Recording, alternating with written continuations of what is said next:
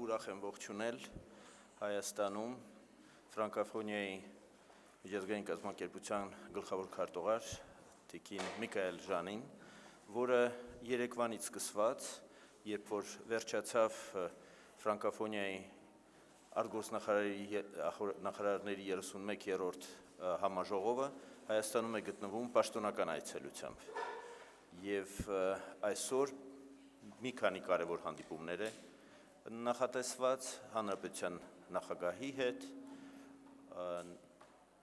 մեր ազգային ժողովի նախագահի հետ, վարչապետի հետ, այսօր առավոտյան ծրագիրը սկսվեց այցելությամբ Ծիծեռնակաբերդ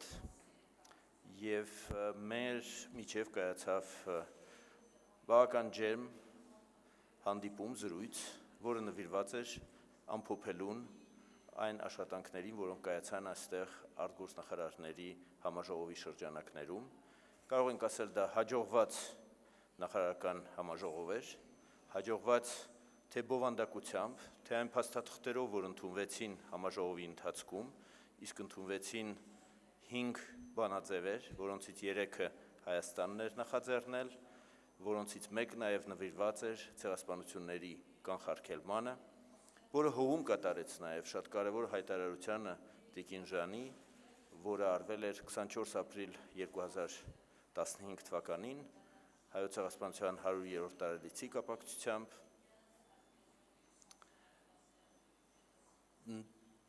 Ես շատ արագ չեմ խոսում, որովհետև ոնց որ չենք հասցնում, հա, թարգմանությամբ։ Okay։ Եվ ես կցանկանայի նաև նշել, որ իհարկե այս նախարարական համաժողովը լավ հարթակ է նաև երկկողմ հանդիպումների համար։ Իմ գործընկերները բազմաթիվ տասնյակ հանդիպումներ անցկացրեցին, բայց նաև ես օգտվեցի առիթով և մոտ 25 հանդիպում իրականացավ, ստորագրեցինք մի շարք փաստաթղթեր արտգործնախարարների հետ, ֆրանկոֆոն անդամ երկրների արտգործնախարարների հետ, և նաև կցանկանայի նշել, որ սա լավ առիթ էր ևս մեկ անգամ, որ Հայաստանը վերահաստատի իր պարտավորությունները, իր հանձնառությունը ի պաշտպանություն ֆրանկոֆոնիայի արժեքներին, ֆրանկոֆոնիայի նպատակներին, և դա նաև մեզ պարտավորեցնում է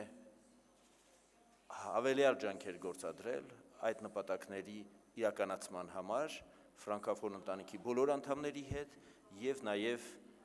գլխավոր քարտուղարի աջակցությամբ, քարտուղարության աջակցությամբ և կցանկանայի նաև օգտվելով առիթից խորը շնորհակալություն հայտնել գլխավոր քարտուղարին, քարտուղարությանը, իր ամբողջ թիմին, որ մեզ այդքան աջակցեցին, օգնեցին այս համաժողովը այդքան հաջողությամբ անցկացնելու համար։ Իսկ հիմա ես շատ մեծ սիրով կփոխանցեմ խոսքը գլխավոր քարտուղարին։ Je vous en prie, madame. Monsieur le ministre des Affaires étrangères, je tiens à vous remercier et en vous remerciant, à remercier le gouvernement arménien, le président de la République, les Arméniennes et les Arméniens de l'accueil extraordinaire que nous avons reçu ici pour tenir en effet notre 96e Conseil permanent de la francophonie qui a rassemblé tous les représentants et les représentantes des États et gouvernements membres de la francophonie qui sont aujourd'hui au nombre de 80 sur les 5 continents. Et aussi notre 31e conférence ministérielle de la francophonie qui a rassemblé tous les ministres des Affaires étrangères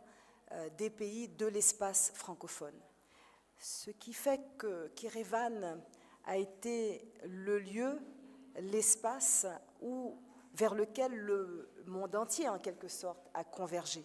Parce que la francophonie, c'est ça. La francophonie, c'est à la fois les Amériques,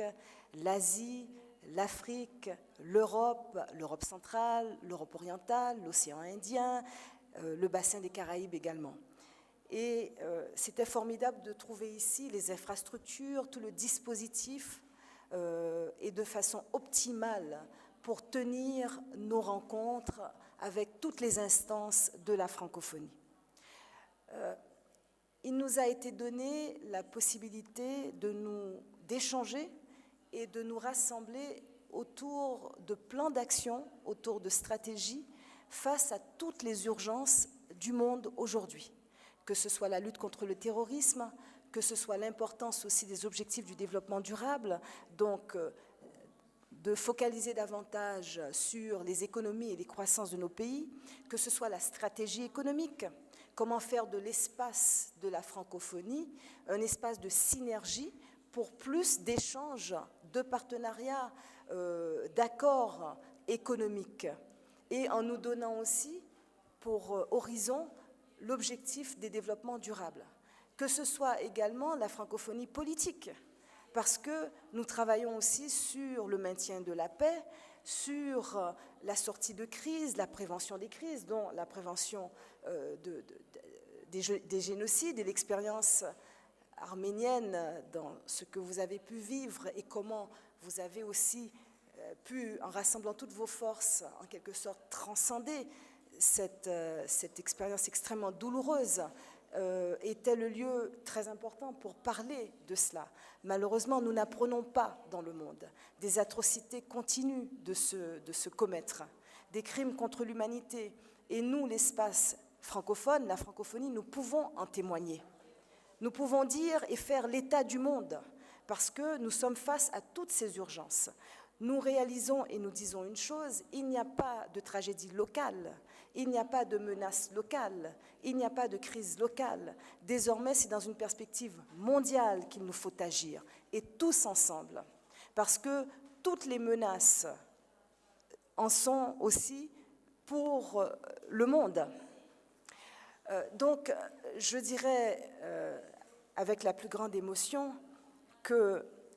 ce chapitre douloureux de l'histoire arménienne n'est pas qu'arménien. Cette histoire n'est pas qu'arménienne. Nous avons tous marché vers le monument dédié aux victimes et sur le site de la mémoire, en portant aussi nos propres expériences, en nous disant que cela concerne l'humanité tout entière. Et il y avait là, parmi nous, quantité, je dirais, d'hommes, de femmes, qui ensemble, en s'arrêtant sur ce moment de mémoire que vous proposez au monde, pouvaient aussi témoigner d'épreuves vécues dans leur propre pays et de la nécessité d'être tous ensemble, non plus seuls ensemble, mais tous ensemble. Et ça est important. Donc, je dirais que dans les prochaines rencontres que j'aurai, après toutes nos discussions que nous avons eues lors de ces instances de la francophonie pour parler de nos stratégies et de nos plans d'action, il m'importera de voir la perspective arménienne elle-même. J'ai rencontré tout à l'heure des professeurs de français ce matin. Ces femmes, en grande majorité, et ces hommes qui permettent aux Français de continuer de vivre ici en Arménie. Et il ne faut pas se dire que c'est uniquement une question linguistique, c'est une question d'accès et de débouchés sur le reste du monde. Les débouchés sont aussi en français, dans un espace francophone extrêmement dynamique. Donc c'est une fenêtre de plus que l'Arménie ouvre dans sa diplomatie très active, que je tiens à saluer, en faisant en sorte que cet héritage du français, la place de l'Arménie au sein de la francophonie, devienne une valeur ajoutée, stratégiquement. Pour l'Arménie, c'est un accès à un espace vaste sur les 5 continents, avec 80 États et gouvernements. Donc voilà, avec le président de la République, avec le Premier ministre, avec les autorités arméniennes, c'est de tout ça dont nous allons parler. Stratégie économique, rayonnement, diplomatie active, agir ensemble face aux grands défis du monde. Et lors de ces conférences, ministériel, le Conseil permanent de la francophonie, nous avons aussi parlé de la mobilisation vers le grand rendez-vous qui se tiendra fin novembre et début décembre à Paris, avec la conférence des parties des Nations Unies pour la lutte contre le réchauffement climatique. Et là, nous devons arriver à des ententes et des accords forts, avec des engagements forts. Donc c'était très important de nous réunir ici aussi sur cette dernière ligne droite vers la conférence de Paris. Voilà. Merci beaucoup. Ես նաև կցանկանայի օգտվել առիթից եւ եւս մեկ բան անել, ես կցանկանայի փոխանցել տիկին գլխավոր քարտուղարին Հայաստանի արտաքին գործերի նախարարության ոսկե մեդալը, ի շնորհակալություն այն մեծ աջակցության, որը անձամբ ինքն է ցուցաբերել այս համաժողովի անցկացման համար, բայց նաև իր թիմին որպես շնորհակալություն քարտուղարությանը իսկապես մեր համագործակցությունը ոչ միայն սերտ է, այլ ուղղակի կատարյալ։ Հենց որ շատ շնորհակալ եմ։